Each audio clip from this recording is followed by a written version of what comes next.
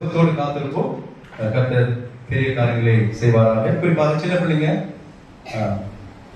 பரவாயில்ல, நீங்க இவ்வளவு அமைதியா இருக்கிறது எனக்கு ரொம்ப சந்தோஷம். ஏன்னா பிபிஎஸ்க்கு வந்திருந்தா உங்களுக்கு தெரியும். நான் உங்கள்கிட்ட ஒரு கேள்வி கேட்டேன். ஸ்கூலுக்கு போறீங்க, எல்லாம் பேசிக்கிட்டே இருந்தாங்க. நான் கேட்டேன், ஸ்கூலுக்கு போறீங்க, டீச்சர் உங்களை பார்த்து ஒரு வார்த்தை சொல்லுவாங்க. யாராவது ஒருத்தர் பேசினா கூட என்ன சொல்லுவாங்க? பேசக்கூடாதுன்னு சொல்லுவாங்க. உடனே நீங்க என்ன பண்ணுவீங்க? அமைதியா ஆயிடுவீங்களே. அப்ப யாருமே நீங்க டீச்சர் பேசும்போது பேச மாட்டீங்களான்னு. அதுல 4 பேர் 5 பேர் எதிர்த்து சொல்றாங்க. அவங்க சொன்னாலும் நான் பேசிக்கிட்டு தான் இருக்கோன்றாங்க. எப்படி பிள்ளைங்க பாருங்க. அப்ப உங்களை நாங்க இங்க வந்து அடக்குது. அவங்க கையில கொம்பு வச்சுக்கிட்டு நல்ல கிள்ளி விட்டுக்கிட்டு எல்லாத்தையும் பண்ணுவாங்க. அவங்களுக்கே அடங்காதவங்க நாங்க அன்பா இவங்களை திருத்தணும் பார்க்கணும் முடியுமா? ஆனா ஞாயிற்றுக்கிழமை இன்னைக்கு இந்த பிள்ளைங்களுடைய அந்த மௌனம் எப்படி இருக்கு? நம்ம கரங்களை தட்டி அவங்களுக்கு நன்றி சொல்லணும் போல இருக்கு. ரொம்ப தேங்க்ஸ். அப்படியே சீக்கிரம் முடிச்சிரு. கதையை சொல்லுவேன், சீக்கிரம் முடிச்சிரு. சரி, ஜெபம் செய்வோம். நல்ல ஆளுகளை துதிக்கிறோம், ஸ்தோத்திரிக்கிறோம். இந்த நாளில் கூட இந்த பிபிஎஸ் சண்டையில நீர் எங்களுக்காக வார்த்தையை வைத்திருக்கிறேன். இந்த வார்த்தை மூலமாக என்னோடு நீ பேசும், எங்களோடு நீ பேசும். சிறு பிள்ளைகளுக்கும் இந்த வார்த்தையை ஆசீர்வாதமாக்கி நீ உதவி செய்யணும். இயேசு மூலம் கேட்கிறோம் அன்புள்ள பிதாவே, ஆமென். ஹல்லேலூயா, ஹல்லேலூயா, ஹல்லேலூயா. இந்த பிபிஎஸ் சண்டையில் கூட கர்த்தர் தேவனுடைய வார்த்தையை பகிர்ந்து கொள்ளும்படியாக கர்த்தர் தந்த கிருபைக்காக ஆண்டவருக்கு நன்றி இருக்கிறேன். இந்த நாள் பிபிஎஸ் சண்டே. இந்த பிபிஎஸ் உடைய தலைப்பு வாழ்க்கை பயணம். ஒவ்வொரு வருடமும் இந்த பிபிஎஸ் உடைய தலைப்பின் கீழே தான் நாங்கள் பிள்ளைகளுக்கும் பாடங்களை நாங்கள் கற்றுக் கொடுத்து வருகிறோம். இந்த நாளிலே கர்த்தர் இந்த பிபிஎஸ்க்கு கொடுத்த தலைப்பு வாழ்க்கை பயணம் என்கிற அந்த தலைப்பை ஆண்டவர் கொடுத்தார். ஒரு வசனத்தை நாம் வாசிப்போம். இந்த வசனத்தை வாசித்து நாம செய்திகளை தொடர்ந்து கடந்து போவோம். பிலிப்பியர் வாசிக்க கேட்ட பிலிப்பியர் 3ஆம் அதிகாரம் 14ஆம் வசனத்தை யாராவது ஒரு சத்தமாக வாசியுங்கள். பிலிப்பியர் 3:14. கிறிஸ்து இயேசுவுக்குள் தேவன் அழைத்த பரம அழைப்பின் பந்தய பொருளுக்காக இலக்கை நோக்கி தொடருகிறேன் என்று அப்போஸ்தலனாகிய பவுல் இந்த வார்த்தையை சொல்லுகிறதை நாம் பார்க்கிறோம். நம்முடைய வாழ்க்கை ஒரு பயணம். நம்முடைய பிறந்ததுல இருந்து பாத்தீங்கன்னா ஒவ்வொரு நாளும் நம்ம ஏதோ ஒரு காரியத்துக்கு நம்ம என்ன பண்ணுகிறோம்? ஒரு பயணம் மாதிரியே தான் போயிட்டே இருக்கோம். நல்ல தடைகள் வரும், தடங்கள் வரும், லாபம் வரும், நஷ்டம் வரும், பிரச்சனை வரும், சந்தோஷம் வரும். எல்லாம் கலந்த ஒரு பயணம் தான் வாழ்க்கை பயணம். இந்த வாழ்க்கை பயணத்தை குறித்து தான் உங்களோடு இன்றைக்கு நான் ஒரு சில காரியங்களை பகிர்ந்து கொள்ள விரும்புகின்றேன். எத்தனை பேர் நீங்க வாக்கிங் போறீங்க? எத்தனை பேர் கை தூக்குங்க. வாக்கிங் போறவங்களாம் ஒரு சிலர் போறீங்க. நான் வாக்கிங் போக மாட்டேன். நான் ஷட்டில் ஆட போயிட்டு இருந்தேன். எனக்கு பேக் பெயின் வந்ததுல இருந்து நான் போறது இல்லை. ஆனா இந்த வாக்கிங் போறோம். நான் தான் ஷட்டில் ஆடு கிட்டத்தட்ட ஒரு 10 வருஷமா ஆடிக்கிட்டு இருந்தேன். 10 வருஷம் ஆடினா என்னுடைய வெயிட் என்ன ஆகும்? என்ன பண்ணணும்? குறையுமா கூடணுமா? ஆனா கூடவும் இல்லை, குறையும் இல்லை. அந்த வெயிட் அப்படியே இருக்குது. அப்போ 10 வருஷம் நான் விளையாடுறேன். அந்த விளையாட்டுக்கான காரியம் எங்க போச்சு? என்ன பிரச்சனைனா, நல்லா விளையாட வேண்டியது. விளையாடி முடிச்ச உடனே ஃப்ரெண்ட்ஸுகளோட சேர்ந்து 2 மசால் வடை இல்ல 2 மெது வடை சாப்பிட்டு ஒரு கப் காபியை குடிச்சா நான் கரைச்ச கலோரி எல்லாமே வடையும் டீ மூலமா வந்து என்ன பண்ணுது? அதை ஈக்குவல் பண்ணிடுது. அப்ப எனக்கு வெயிட் எங்க குறையும்? இன்னைக்கு நிறைய வாக்கிங் போறவங்க நீங்க பாருங்களேன், நல்ல ஃப்ரெண்ட்ஸுகளோட போவாங்க, நல்ல வாக்கிங் வேலையா இருக்கும். ஆனா நல்லா உட்கார்ந்து நல்ல டீயை குடிச்சு ஒரு வடையை சாப்பிட்டு என்ன பண்ணுவாங்க? கதை பேசிக்கிட்டு இருப்பாங்க. நடக்குதா இல்லையா? ஆமா, அவங்களுக்கு வெயிட் குறையிறதுக்கு வாய்ப்புகள் குறையுது. இப்படிதான் வாக்கிங் போயிட்டு ஒரு 4 டாக்டர், 4 பேருமே டாக்டர், அவங்க என்ன பண்ணாங்க? டீயை குடிச்சுக்கிட்டு வடையை சாப்பிட்டுட்டு பேசிக்கிட்டு இருக்காங்க. அப்போ ஒரு 100 அடி தூரத்துல ஒரு மனிதன் வந்து குண்டா ஒரு மனிதன் வந்து அவனுடைய நட பாத்தீங்கன்னா சாஞ்சி சாஞ்சி சாஞ்சி நடந்து வரான். அப்போ அந்த 4 டாக்டர்ல ஒருத்தர் ஆர்த்தோ டாக்டர். அவர் இந்த 3 டாக்டரை பார்த்து சொல்றாரு, அவனுக்கு L4 L5 ஏதோ பிரச்சனை, அதனாலதான் அவனால சரியா நடக்க முடியல, பாரு நொண்டி நொண்டி நடந்துட்டு வரான், ஒருவேளை ஸ்கேன் எடுத்து எக்ஸ்ரே எடுத்து இதை சரி பண்ணிடலாம் அப்படின்னு சொல்லி அந்த ஆர்த்தோ டாக்டர் சொல்றாரு. பக்கத்துல இருந்தவர் அவருடைய ஃப்ரெண்டு, அவர் நியூரோ டாக்டர். என்ன டாக்டர் இப்படி பேச சொல்றீங்க? அவனுக்கு எலும்பு பிரச்சனை எல்லாம் இல்ல, அவனுக்கு நரம்பு பிரச்சனை. அவர் நடக்கும் போதே தெரியுது பாருங்க, அவனுக்கு ஏதோ நரம்பு பிரச்சனை. அந்த நரம்பு பிரச்சனைனாலதான் அவன் சாஞ்சி சாஞ்சி நடந்துகிட்டு இருக்கான். பக்கத்துல இருக்க ஒரு பிசியோதெரபி, அவர் ஃப்ரெண்டுங்க 3-4 பேர்ல அவர் சொல்றாரு, என்ன டாக்டரா இருக்கீங்க இது கூட தெரியல. அவனுக்கு சின்ன பசங்க, அவனுக்கு ஏதோ தசையில பிடிப்பு இருக்குங்க, அவன் மசில்ல ஏதோ அவனுக்கு கிராம்ப் இருக்கு, அதை சரி பண்ணிட்டா அவன் என்ன பண்ணுவான், சரியா நடப்பான். 4வது ஒரு டாக்டர், ஹார்ட் டாக்டர், அவர் சொன்னா நீங்க 3 பேரும் சொன்னது தப்பு, அவனுக்கு இருதயத்துல ஏதோ பிரச்சனை, அவன் பாருங்க நடந்து வரும்போதே மூச்சு அவனுக்கு வாங்குது, அதனால அவனுக்கு இருதயத்துல ஏதோ பிரச்சனை, அதை சரி பண்ணாதான் அவன் சரியா நடக்க முடியும். இப்படி 4 பேரும் டீயை குடிச்சுக்கிட்டு வடையை சாப்பிட்டுட்டு 4 பேர் 4 விதமா ஒரு மனுஷனை பத்தி பேசிக்கிட்டு இருக்காங்க. அப்ப அவன் கிட்ட வந்தான், இந்த டாக்டர் 4 பேர் கிட்ட வந்தான், ஐயா என் பக்கத்துல செருப்பு தைக்கிற கடை ஏதாவது இருக்குதா? ஒரு டாக்டர் கேட்டாங்க, எதுக்கு அப்படி? இல்ல என் செருப்பு பிஞ்சு போச்சு, என்னால சரியா நடக்க முடியல, அதனாலதான் நொண்டி நடந்துட்டு வந்தேன், தயவுசெய்து செருப்பு கடை இருந்தா எனக்கு சொல்லுங்கன்னு சொன்னான். யோசிச்சு பாருங்க, டாக்டருங்க 4 விதமா சொல்லிட்டு இருக்காங்க, ஆனா உண்மையான காரியம் அவனுக்கு என்னது, அவன் செருப்பு பிஞ்சு போச்சு. இன்னைக்கு நம்ம கூட நிறைய பேர் அப்படிதான் ஜட்ஜ் பண்றோம்ல. நான் இந்த பிள்ளைகளை கூட அப்படிதான் யோசிச்சுட்டே இருந்தேன். காலையில எல்லாம் இந்த பிள்ளைகளை இவங்க வந்து எங்க அடக்கிறது, இவங்க சொன்னாலும் கேட்க மாட்டாங்களே, எகிரி குதிப்பாங்களே, அப்படிதான் நினைச்சேன். மத்த விபிஎஸ்னா பரவாயில்ல, அட்ஜஸ்ட் பண்ணி போறோம், அவங்க கத்துவாங்க நான் கத்துவேன், ஒரே கத்தலாதான் இருக்கும். இங்க அப்படி பண்ண முடியாது. இதை நான் பரிசுத்த ஆராதனை, இதுல பிள்ளைகள் அமைதியா இருக்கணும். ரொம்ப நான் ஜோபன் ஆண்டவே, என்னுடைய பிள்ளைகளுக்கு நீங்க நல்ல ஞானத்தை கொடுத்து கீழ்படுத்தி இருதயத்தை கொடுத்து அமைதியா உட்கார வைங்கன்னு சொன்னேன். ஆண்டவர் என் ஜபத்துக்கு பதில். நான் ஒண்ணு நினைச்சேன், ஆண்டவர் ஒண்ணு நினைக்கிறார். ஹல்லேலூயா, ஹல்லேலூயா. சரி, வாழ்க்கை பயணம், அதை குறித்து தான் இன்னைக்கு நான் 3 காரியங்கள், இந்த பிபிஎஸ்ல 7 காரியங்கள் சொல்லப்பட்டிருக்கிறது. நாங்கள் கற்றுக் கொடுத்தது 5 காரியங்கள். ஆனா 5 சொன்னா நேரம் ஆயிட்டு, நான் 3 காரியங்களை சுருக்கமாக சொல்லி நான் முடிக்கிறேன். வாசிக்க கேட்ட பிலிப்பியர் 3ஆம் அதிகாரத்துல 14ஆம் வசனத்துல ஒரு லெக்கை நோக்கி நாம் ஓடிக்கொண்டிருக்கிறோம். நம்முடைய லெக்கை என்னது? லதா சாந்தசிலன் அவர்கள் ஜெபம் பண்ணும்போது நீங்க அதை கவனிச்சிருந்தீங்கன்னா தெரியும், நம்ம எங்க நோக்கி ஓடிட்டு இருக்கோம். அவன் பரலோகத்தை நோக்கி ஓடிக்கொண்டு, நம்மளுடைய லெக்கெல்லாம் எங்க போய் சேரணும்? இந்த உலகத்துல பல பிரச்சனை இருக்குது, பல துன்பம் இருக்கு, வீட்டுல வெளியே எங்க போனாலும் அதெல்லாம் கடந்து நாம் தேவனுக்கு பிரியமாக வாழ்ந்து தேவன் விரும்புகிற பயணத்தை நாம் தொடர்ந்து நம்ம எங்க போகணும்? ஆண்டவருடைய சன்னிதானத்துக்கு நம்ம செல்லணும். அந்த பயணம் பிறந்ததுல நாம் பயணப்படுகிறோம். நம்முடைய பயணம் எங்க போய் முடியணும்? தேவனோடு அது முடியும். அதுதான் நம்முடைய வாழ்க்கை பயணம். அதனாலதான் பரலோகத்தை நோக்கி ஓடுகிறது தான் நம்முடைய பயணம். பரலோகத்தை நோக்கி நடக்கிறது தான் நம்முடைய பயணம். அந்த பயணத்தை நாம் சரியாக செய்து கொண்டிருக்கிறோமா என்பதை நாம் ஆராய்ந்து பார்க்க வேண்டும். இந்த பிபிஎஸ்ல 3 பயணத்தை குறித்து நான் உங்களுக்கு சொல்லி நான் முடிக்க போகிறேன். முதலாவதாக ஒரு பயணம், நம்முடைய வாழ்க்கையிலே நாம் விரும்பக்கூடிய ஒரு பயணம். என்ன பயணம்? சமாதான பயணம். யாராவது ஒருத்தராவது பாஸ்டர் எனக்கு சமாதானமே வேண்டாம் பாஸ்டர் யாராவது சொல்றீங்களா? எல்லாரும் விரும்பக்கூடிய ஒரு வாழ்வு. என்ன வாழ்வு? சமாதான வாழ்வு. நமக்கு வாழ்க்கையிலே சமாதானம் அவசியமாக இருக்கிறது. நான் அடிக்கடி சொல்வேன், சந்தோஷம் வேற, சமாதானம் வேற.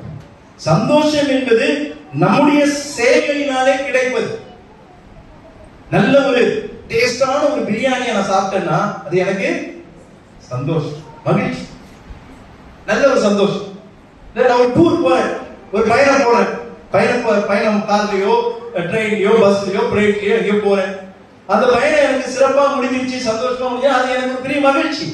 ஆனா சமாதானம் என்பது மனுஷனுடைய கிரியைகளினாலே கிடைக்கக்கூடிய ஆசீர்வாதம் அல்ல. அது யார் தருவார்? கர்த்தர் இயேசு கிறிஸ்து ஒருவர் தான் சமாதானத்தை கொடுக்கிறார். அதுதான் யோவான் 14:17 வாசிக்கிறோம், சமாதானத்தை உங்களுக்கு வைத்து போகிறேன், என்னுடைய சமாதானத்தையே உங்களுக்கு கொடுக்கிறேன், உலகம் கொடுக்கிற பிரகாரம் நான் உங்களுக்கு கொடுக்கிறேன், உங்கள் இருதயம் கலங்காமலும் பயப்படாமலும் இருப்பதாக. இந்த சமாதான பயணம் சங்கீதம் 29:11 யாராவது வாசியுங்கள். சங்கீதம் 29:11. கர்த்தர் தமது ஜனத்திற்கு பலன் கொடுப்பார். கர்த்தர் தமது ஜனத்திற்கு சமாதானம் அருளி அவர்களை ஆசீர்வதிப்பார். கர்த்தர் யாருக்கு சமாதானம் அருள்வார் என்று வேதம் சொல்கிறது? தமது ஜனத்திற்கு, ஆண்டவருடைய பிள்ளைகளுக்கு. நாமெல்லாம் ஆண்டவருடைய பிள்ளைகள், நாமெல்லாம் தெரிந்து கொள்ளப்பட்டவர்கள் மாத்திரமல்ல, தேவனாலே அழைக்கப்பட்டவர்கள், தெரிந்து கொள்ளப்பட்டவர்கள், நாமெல்லாம் விசேஷித்தவர்கள். ஆகவே நாம் தேவனுடைய பிள்ளைகள். அந்த தேவனுடைய பிள்ளைகளுக்கு ஆண்டவர் என்ன கொடுப்பாரா? நம்முடைய வாழ்க்கையுடைய பயணம் எப்படி இருக்கணும் விரும்புறோம்?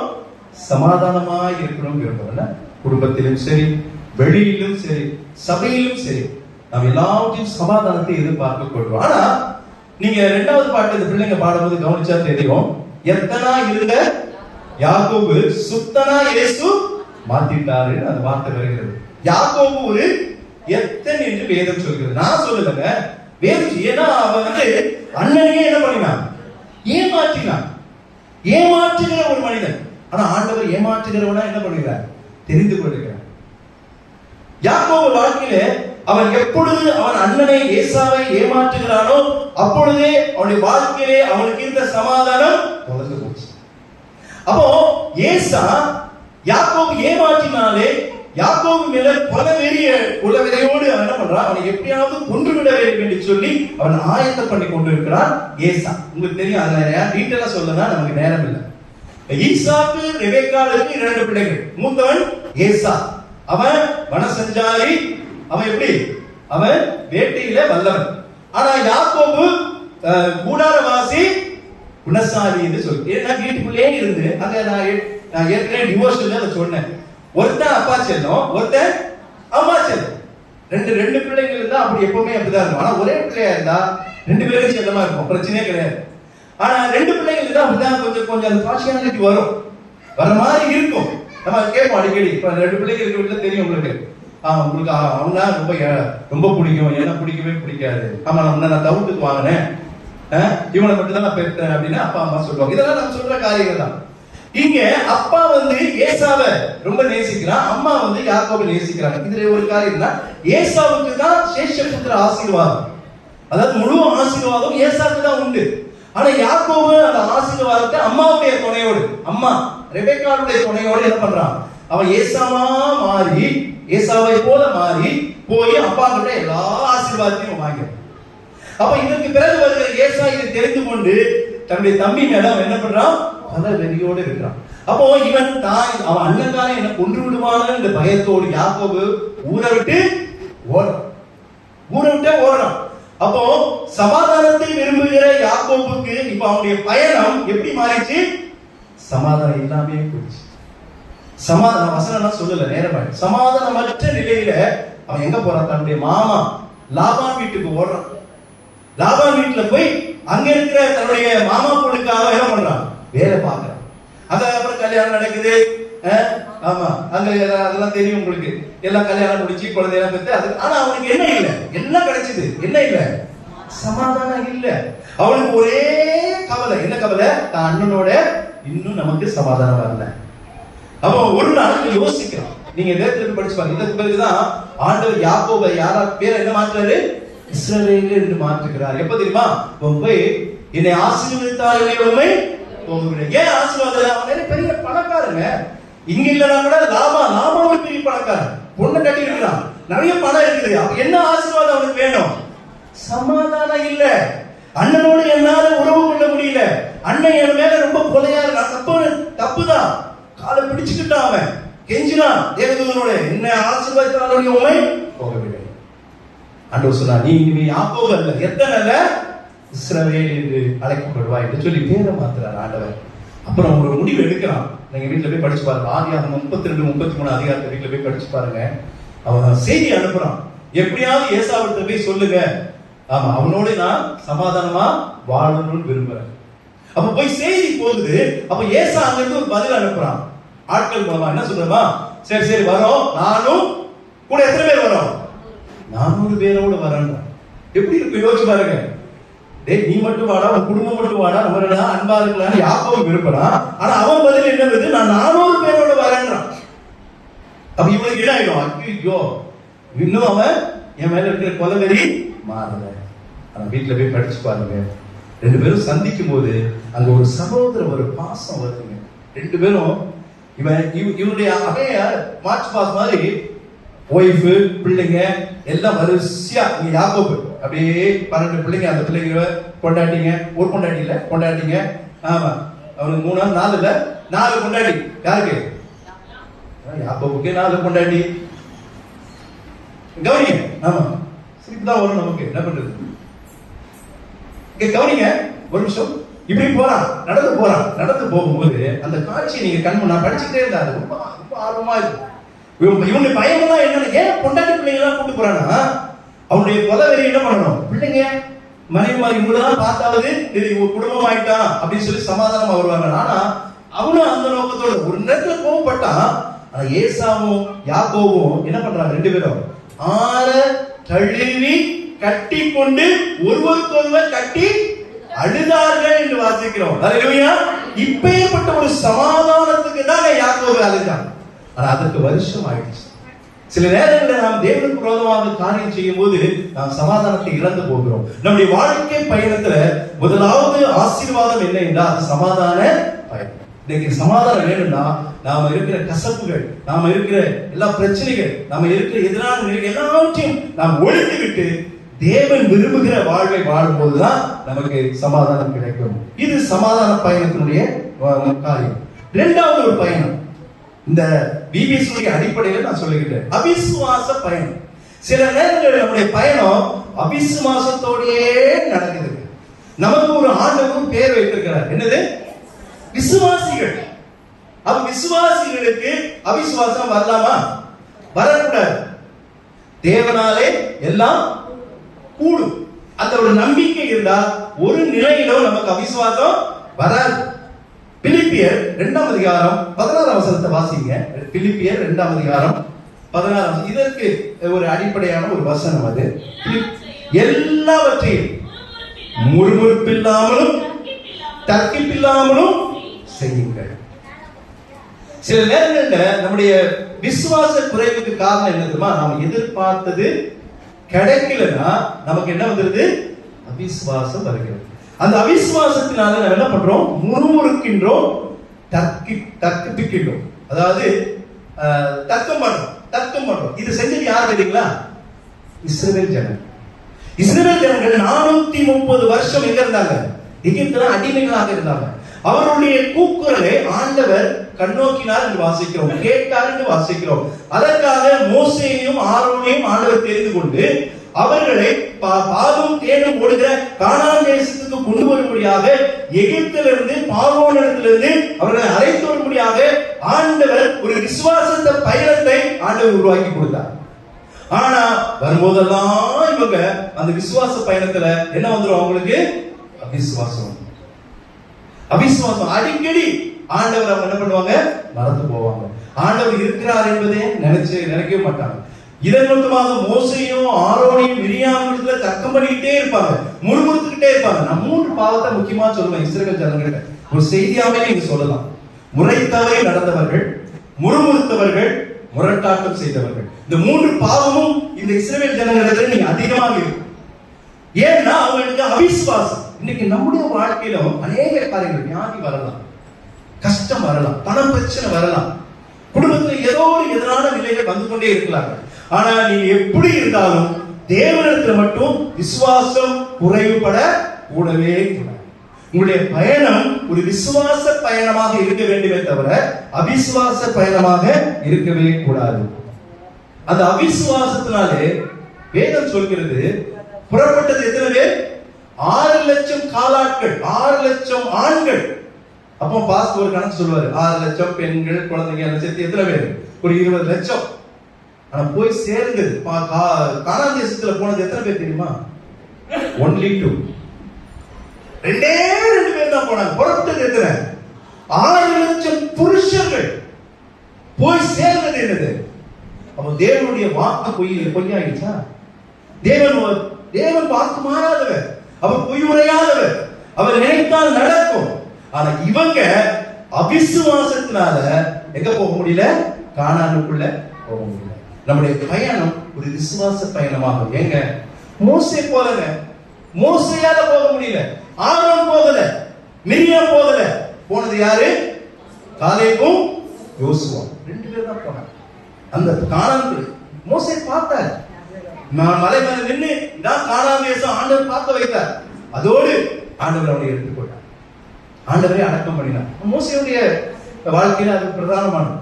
ஆனா ஆண்டவர் சில காரியங்களை மோசைக்கு அவிசுவாசம் கிடையாது. இஸ்ரவேல் ஜனங்களுடைய அவிசுவாசம் மோசைக்கு தண்டனை கொண்டு வந்தது. இஸ்ரவேல் ஜனங்கள் பண்ண கோபம், அந்த கோபத்தினாலே விளைந்த அது தேவனுக்கு விரோதமான கீழ்ப்படியாமை மோசேக்கு தண்டனை கொண்டு வந்தது. நம்முடைய வாழ்க்கையில் நம்ம இஸ்ரவேல் ஜனங்களுக்கும் மேலாக தேவனை நாம் அவிசுவாசத்தினாலே நாம் கடந்து வந்து கொண்டிருக்கிறோம். எந்த நிலையிலும் கர்த்தரால் எல்லாம் கூடும். இதை நீங்க மறக்கவே மறக்காது. நீங்க ஆண்டவர் ஒருவரை நீங்க நேசித்து ஏற்றுக்கொண்டீங்கன்னா அவர் உங்களை தம் பிள்ளைக்கும் மேலாக ஆண்டவர் உங்களை பாதுகாப்பார். ஹல்லேலூயா. தாய் மறந்தாலும் நான் உன்னை மறப்பதில்லை. ஆண்டவர் அப்படிதான் உங்களுக்கு சொல்லியிருக்கிறார். தாய் கூட மறந்து, தாய் தந்தையை விட நான் அடிக்கடி சொல்லுவேன், தந்தை தாய் யார் சிறந்தவங்கன்னா தாய் தான் சிறந்தவங்க. தந்தையுடைய பங்குகள் நிறைய இருக்கும், ஆனா தாயுடைய அன்பு தந்தைக்கு இருக்காது. ஏன்னா அவங்க 10 மாதம் அந்த குழந்தையை பெற கஷ்டப்பட்டு பெற்று அதனுடைய கஷ்டங்களை அறிந்து அவங்க அவ்வளவு நேசம் இருப்பாங்க. ஒரு சில தாய் இருக்காங்க, அது பேர் தாய் இல்லை, அது பேய். அதை விட்டுருங்க. நான் சொல்றது தாயை குறித்து சொல்றேன். அப்ப அவங்க அந்த தாய் கூட மறந்து விடுவார்கள், ஆனா நாம மறக்க மாட்டேன். அப்பேற்பட்ட ஆண்டவரை ஆராதிக்கிறனா நம்முடைய விசுவாச பயணம் ஒருபோதும் என்ன பண்ணக்கூடாது, குறைந்துவிடும். அப்ப நம்முடைய பயணம் அவிசுவாச பயணம் அல்ல, விசுவாச பயணமாக இருக்கணும். இது இரண்டாவது காரியம். நாங்கள் கற்றுக்கொண்டதை இன்னைக்கு உங்களுக்கு சொல்றோம். மூன்றாவது ஒரு காரியத்தை சொல்லி நான் முடிக்கிறேன். திசை மாறிய பயணம். இதற்கு இந்த பேரை கேட்ட உடனே உங்களுக்கு ஒருத்தர் ஞாபகம் வந்துடும். யாரு? யோனா. அவருக்கு பேரு திசை மாறிய தீர்க்கதரிசி. யோனானே நமக்கு ஞாபகம் வரும், திசை மாறிய தீர்க்கதரிசி. ஏன்னா ஆண்டவர் யோனாவை அழைத்தார். இந்த கதை உங்களுக்கு தெரியும். அதுக்கு முன்னாடி ஒரு வசனத்தை வாசிங்க. நீதிமொழிகள் 3வது அதுக்கு ஆதாரமாக. நீதிமொழிகள் 3வது அதிகாரம் 6வது வசனத்தை வாசிங்க. நீதிமொழிகள் 3வது அதிகாரம். எங்க? உன்னுடைய வழிகளை எல்லாம் அவரை நினைத்துக்கொள், அப்பொழுது அவர் பாதைகளை செவைப்படுத்துவார். ஆண்டவரை நாம் நினைத்துக் கொள்ளும் போது, ஆண்டவருடைய வார்த்தைக்கு கீழ்ப்படியும் போது, நம்முடைய வாழக்கூடிய அந்த வாழ்க்கையின் பயணத்தின் வாழ்க்கைய பாதைகளை ஆண்டவர் என்ன பண்ணுவாரா? சீர்படுத்துவார், செவ்வாய்ப்படுத்துவார், சீர்படுத்துவார். சரியான வழியில ஆண்டவர் நடக்க வைப்பார். ஆனா ஆண்டவருடைய வார்த்தைக்கு நாம கீழ்ப்படியும். ஆனா யோனா என்கிற தீர்க்கதரிசி ஆண்டவர் என்ன சொன்னார்? அவரை அழைத்து நீ நினிவேக்கு போ. நினிவே என்கிற மகா பெரிதான பட்டணத்துக்கு நீ போ. அங்கே மக்கள் அழிந்து கொண்டிருக்கிறார்கள், அவர்களுக்கு என்னை குறித்து நீ பிரசங்கம் பண்ண. ஆண்டவர் தீர்க்கதரிசியுடைய வேலை என்ன? ஆண்டவருடைய வார்த்தையை கீழ்ப்படிந்து சொல்லணும். அவ்வளவு வேற ஒண்ணு இல்லை. அதுதான் ஆண்டவருடைய வார்த்தையை சொல்லணும். இதை விட பெரிய ஊழியம். அவனுக்கு ஆண்டவர் பெரிய ஊழியத்தை கொடுத்தார். ஆனா ஏன் தெரியல, அவனுக்கு அங்க போக மனதில்லை. ஒருவேளை ஒரு கிராமத்துக்கு போக சொல்லியிருந்தா யோனா ஒருவேளை யோசிச்சுக்கலாம், என்னடா இது, நான் நல்ல இடத்துல இருக்கிறேன், என்ன கிராமத்துக்கு போட்டிருக்காங்களே, கிராமத்துல போய் அது ஒரு மகா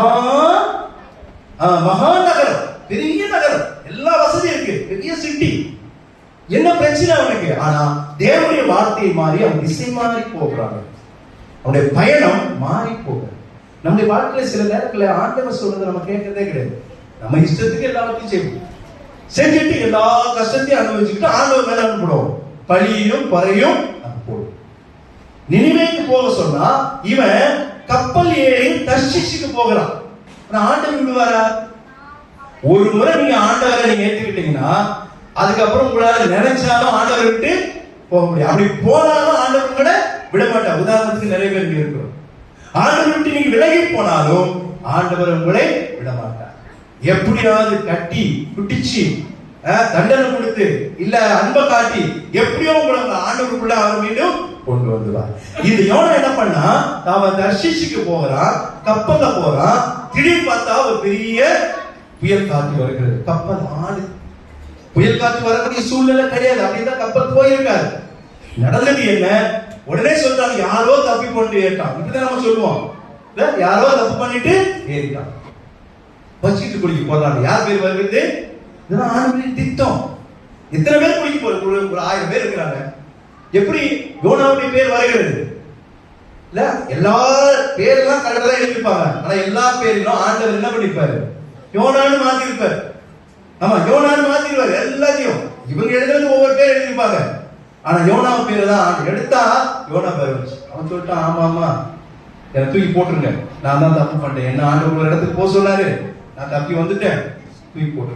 ஆண்டவர் தூக்கி போட்டேன், போட சொல்லிட்டேன், போட்டேன், அவ்வளவுதான். போட்ட வான்னு கடல் தூக்கி போட்டாங்க. கடல் எல்லாம் நின்று போச்சு. தூக்கி போட்டு தண்ணியில அவன் கால் பட்ட உடனே, உடம்பு பட்ட உடனே புயல் காற்றுல நின்று போச்சு. யோசிச்சு பாருங்கல்ல. அவன் யோனாவும் புரிந்து கொள்கிறான், கப்பல் இருந்தவங்க புரிந்து கொண்டாங்க. பிரச்சனை யோனா. ஆனா அங்க பாருங்க எப்படி அவன் மீள போகிறான்னு இருக்கும்போது ஆண்டவர் ஒரு மீனுக்கு ஆர்டர் போறாரு.